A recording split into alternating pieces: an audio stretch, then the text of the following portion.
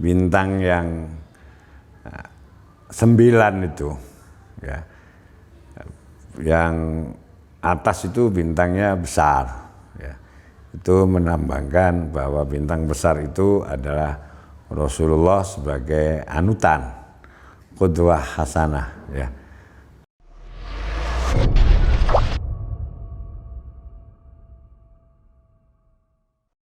Pada tanggal 31 Januari 1926 itu para ulama, para kiai pesantren berkumpul di Surabaya, kemudian sepakat mendirikan perkumpulan untuk pergerakan atas nama para ulama, ya.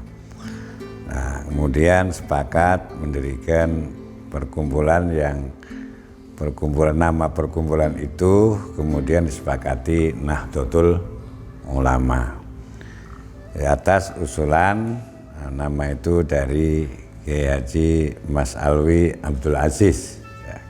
Kalau tidak salah dalam yang saya baca dari berbagai buku, sumber-sumber baik disertasi maupun catatan-catatan yang ada yang saya baca, ya. Nah, kemudian ketika 4 bulan kemudian direncanakan untuk rencana untuk muktamar, ya. Tetapi dalam persoalan muktamar pertama itu Nahdlatul Ulama kemudian belum mempunyai logo, belum mempunyai tanda gambar. Maka dalam rangka persiapan muktamar itu yang pertama kali kemudian Mbah Wahab, Kiai Haji Abdul Wahab Hasbullah kemudian meminta kepada Kiai Haji Ridwan untuk membuat lambang NU, ya. Sampai kemudian dikasih waktu 4 bulan. 4 bulan itu belum juga ketemu, siang dan malam merenungkan lambang apa yang pas untuk perkumpulan Nahdlatul Ulama. Sementara Mbah Wahab tidak mengarahkan filosofinya, ya. Tapi hanya gambaran itu gambar yang bagus, yang belum pernah ada di perkumpulan-perkumpulan lain, dan lambang itu bertahan lama. Itu saja arahan yang disampaikan Mbah Wahab Hasbullah. Jadi berupaya, bermujahadah, bersolat, ya, sholat malam, sampai akhirnya menjelang muktamar itu baru ketemu lambangnya. Nah, lambangnya itu baru ketemu, ya, sketsa lambangnya diserahkan. Kemudian mau dicetak, di spanduk atau di logo gitu, jadikan logo. Kan logonya mencari waktu itu susah mencari, dalam riwayatnya susah mencari kain hijau, karena mungkin Mbah Ridwan isyaratnya itu pakainya harus hijau bawahnya, landasannya, karena hijau itu, dan hijaunya hijau daun yang melambangkan kesuburan, ya. Kemudian baru beberapa hari menjelang muktamar itu didapatkan kain hijaunya, dan kemudian dicetak, dibentangkan di tempat-tempat strategis menjelang muktamar itu. Nah, ketika dilaksanakan muktamar,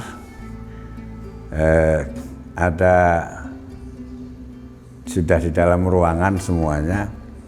Kemudian ada utusan dari pemerintah Hindia Belanda menanyakan tentang makna dari logo gambar Nahdlatul Ulama itu. Ya, ternyata para mu'tamirin termasuk Mbah Wahab sendiri belum bisa menjelaskan kepada tamunya, utusan dari pemerintah Hindia Belanda itu. Nah, kemudian meminta kepada Mbah Ridwan yang menciptakan lambang itu. Nah, akhirnya Mbah Ridwan termenung, merasa tidak lambang itu tidak bicara latar belakang dan filosofinya. Nah, dengan merenung untuk menjelaskan, akhirnya Mbah Ridwan memakai baju rapi dan pakai jas masuk ke arena muktamar, lalu menjelaskan isi lambang itu. Nah, jadi betapa ini ya, ilham dapat ilham menjelaskan itu sudah dengan seketika Mbah Ridwan bisa menjelaskan tentang filosofinya lambang itu. Nah, kemudian dijelaskan bahwa lambang bola dunia dan tambang itu lambang persatuan. Nah, karena dan di lambang itu ada 99 lekukan, menunjukkan bahwa lambang itu dari Asmaul Husna. Ya, ada lekukan tambangnya itu nggak main-main, itu kita tidak boleh asal bikin lambang. Ya, kalau filosofinya lekukannya ada 99, maka itu lambang dari Asmaul Husna. Sementara bola dunia adalah lambang persatuan. Ya. Ya, tambangnya sebagai hablun minallah, hubungan antara manusia dengan Allah, dan hablun minan nas, hubungan sesama manusia. Artinya bahwa Nahdlatul Ulama itu hubungannya ada horizontal dan vertikal dan horizontal. Vertikalnya kepada Allah Subhanahu wa taala dan dengan sesama manusia. Hablum minallah dan hablun minan nas. Wa'tasimu bihablillahi jami'a wa la tafarraqu. Itu artinya lambang persatuan, bahwa berpegang teguhlah kamu kepada tali Allah dan janganlah kamu bercerai-berai. Wa'tasimu bihablillahi jami'a wa la tafarraqu. Sementara bintang yang 9 itu, ya, yang atas itu bintangnya besar, ya, itu menambahkan bahwa bintang besar itu adalah Rasulullah sebagai anutan, qudwah hasanah, ya, bahwa Rasulullah itu uswatun hasanah, bahwa Rasulullah itu sebagai qudwah, sebagai uswatun hasanah, ya. Kemudian lambang bintang 4 di bawahnya bintang yang besar itu lambangnya Khulafaur Rasyidin, yaitu Sayyidina Abu Bakar Siddiq, Sayyidina Umar, Sayyidina Utsman, Sayyidina Ali. Ya, lambang Khulafaur Rasyidin. Dan lambang bintang yang ada di bawahnya itu lambangnya mazhab 4, yaitu mazhab Abu Hanifah, mazhab Imam Malik, mazhabnya Imam Syafi'i, dan mazhab Imam Ahmad ibnu Hambal. Itu menunjukkan bahwa dengan 4 mazhab itu menunjukkan bahwa NU berpegang teguh kepada Ahlussunnah wal Jamaah, karena sepakati bahwa Ahlussunnah wal Jamaah itu pengikut mazhab 4. Dalam bukunya risalahnya Hadratus Syekh Hasyim Asy'ari sendiri, selain bahwa bintang mazhab 4 itu sebagai lambang Ahlussunnah wal Jamaah, tapi juga lambang bahwa Nahdlatul Ulama itu bersanad, ya, tangga keilmuannya bersanad. Itu Hadratus Syekh dalam kitab risalahnya, ya ayyuhal ulama wasadatul atqiya, ya. Ayyuhal ulama wasadatul atqiya antum min ahli sunnati wal jamaah ahlu a'immatil arba'ah. Wahai para ulama, ahli mazhab 4, pengikut mazhab 4, ya, kan? Kalian antum qad akhadtumul uluma mimman qablakum, kalian telah mengambil ilmu dari orang-orang sebelum kalian. Wa man qablakum mimman qablahu, orang sebelum kalian mengambil ilmu dari sebelumnya lagi, dengan bittisalis sanadi ilaikum, dengan sanad yang nyambung, dengan silsilah yang keguruan yang nyambung. Nyambungnya sampai mana? Nyambung sampai ke Imam Syafi'i. Imam Syafi'i kemudian muridnya Imam Malik. Imam Syafi'i juga muridnya Imam Abu Hanifah.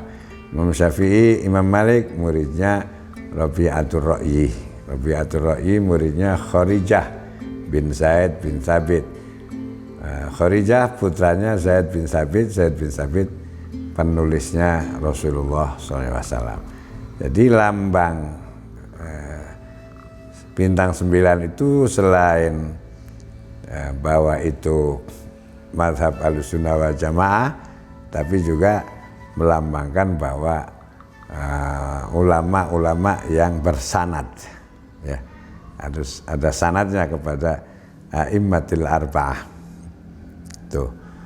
Kemudian selain itu bintangnya kan 9. Jadi 9 ini lambang Wali Songo, ya, bahwa Nahdlatul Ulama itu meneruskan perjuangan dakwahnya Wali Songo yang sukses mendakwahkan Islam di Tanah Jawa, bahkan seluruh Nusantara pengaruhnya. Nah, murid-muridnya kemudian tersebar kemana-mana, dan kemudian dari keturunan Wali Songo itu adalah para ulama, para kiai yang kemudian kelak mendirikan pesantren-pesantren, dan dari pesantren itulah lahir Nahdlatul Ulama. Nah, itu makna lambang secara sederhana, ya. Jadi landasannya hijau, ya. Hijau ini kan hijaunya hijau daun. Nah, kemudian ininya putih, ya. Tulisan Nahdlatul Ulamanya putih, ada ininya melingkar, tambangnya, ya, lambang persatuan, ya, lambang persatuan sebenarnya putih ini, ya, tulisannya putih, ya, bintangnya yang besar 1, ada 4 ini menunjukkan Khulafaur Rasyidin, 4 di bawahnya A'immatul Arba'ah, mazhab 4. Selain itu, ini sanad keilmuan sampai ke Rasulullah, ya. Kemudian kalau belakangan lagi penjelasan para ulama termasuk Rois Am, bahwa dodnya Nahdlatul ini melewati bola dunia, itu menunjukkan bahwa NU itu harus mendodkan dunia, ya. Dod itu lambang kefasihan, fasih sohih, ya. Karena sabda Rasulullah SAW, ana afsahu bidod. Jadi aku orang yang paling fasih mengucapkan dod. Nah, dod ini melingkari dunia, maka NU berarti harus menjadi memprakarsai tentang perdamaian dunia. Nah, itu lambang secara sederhana yang saya baca begitu, ya. Mudah-mudahan bermanfaat ini penjelasan tentang lambang ini untuk saudara-saudara kita Nahdliyin khususnya, supaya memahami bahwa Nahdlatul Ulama itu betul-betul mengikuti faham Ahlussunnah wal Jamaah, baik fikrah, amaliyah maupun harokahnya. Ya. Jadi keseluruhannya totalitas Ahlussunnah wal Jamaah, yang kemudian karena diklaim Ahlussunnah wal Jamaah itu oleh orang-orang lain, maka kita mengkhususkannya dengan An-Nahdiyah. Jadi Ahlussunnah wal Jamaah An-Nahdiyah, ya. Nah, itu sekilas tentang ketika NU berdiri, kemudian sebelum setahun, Oktober Muktamar pertama tahun 1926 tanggal 21 Oktober, berdirinya 31 Januari 1926 Muktamar pertama, tahun yang sama 1926 tanggal 21 Oktober. Ya. Saya berdoa selalu dalam harlah NU ini, Allahumma ja'al jam'iyatana jam'iyatan qawiyatan nafi'atan mubarakah. Ya Allah, jadikanlah Jam'iyah Nahdlatul Ulama ini jam'iyah yang kuat, yang bermanfaat dan penuh keberkahan. Saya kira itu, ya. Tanggal 31 Januari hari Ahad tahun 2021, berarti Nahdlatul Ulama sudah genap berumur 95 tahun menurut tahun Masehi, ya.